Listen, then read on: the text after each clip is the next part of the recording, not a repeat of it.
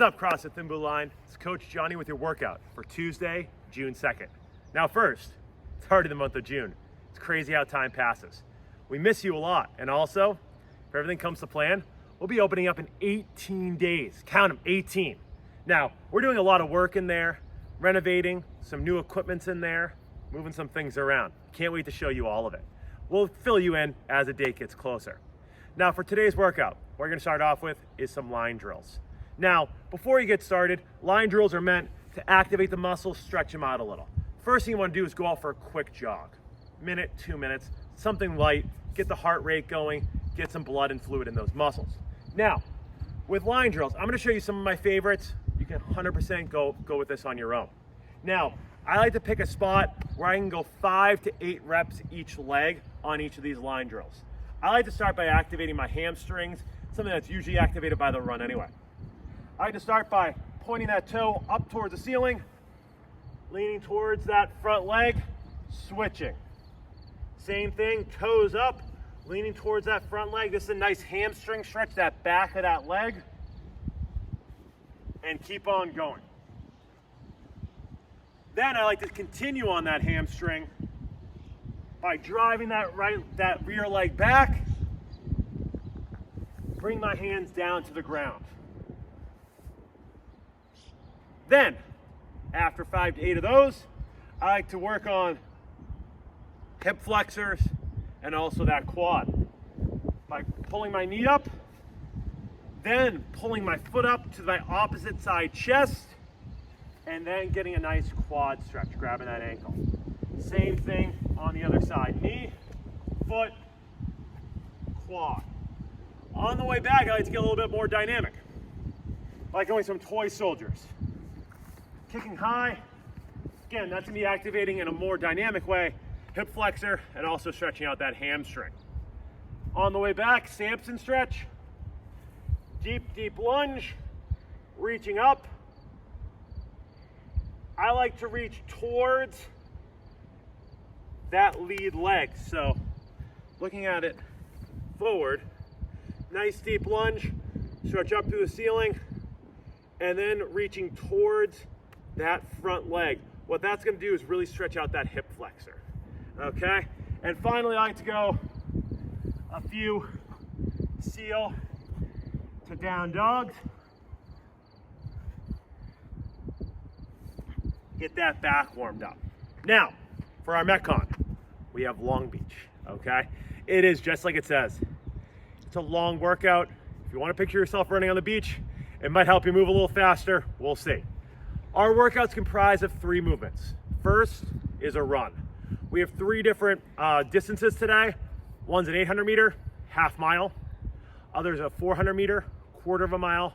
Last one's a 200 meter, which is about 1.13 or half of a 400. Second thing we have are burpees. Burpees, very, very simple. Get those hands down on the ground, lower yourself down. Your chest and thighs are on the ground. Get yourself back up to standing, full extension, jump. One thing we don't want to see on the burpee is here to a muted hip and kind of hop up there. Make sure you're standing all the way up on that burpee.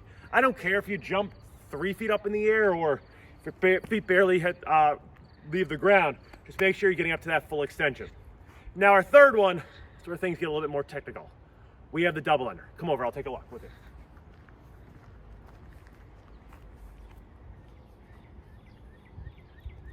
Double unders with the jump rope. Now, most of a double under is kind of like a dance move. It's a lot about rhythm.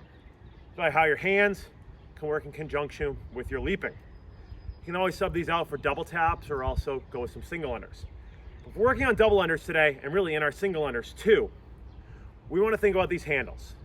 And when we think about these handles, we want to think of keeping them low and tight against our hips.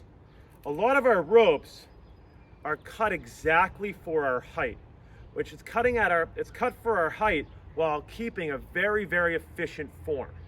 Where, if you're keeping these low and tight, it's really just a rotation of those wrists. Let me take a look and show you. So if I'm keeping these low, all I'm doing is flicking my wrist while I'm keeping my hands in a pretty static position. What happens naturally, it's our brain's chemistry to want to shorten that rope because it thinks it's gonna make us faster, right? When I bring those hands out, look what happens to my rope. My rope all of a sudden becomes shorter. It's right at my shin bone right now. That's gonna leave a nice nasty mark when I whip myself with it.